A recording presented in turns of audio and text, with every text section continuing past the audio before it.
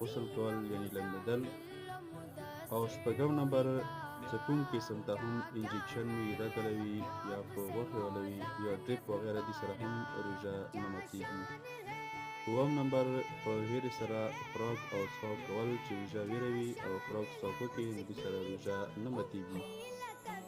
او بل اتم نمبر ګرد او غبار وي یا لوګی وي خو بغیر اختیاره چې اختیار نه و ګزدن او تېر نه شي نو دې سره هم روژه نه ماتېږي.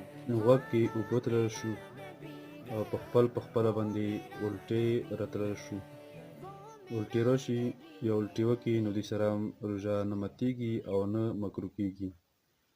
او بل احتلام شو، احتلام وشي روژې حالت کې دې سره هم روژه نه خرابېږي او نه ورسره ماتېږي.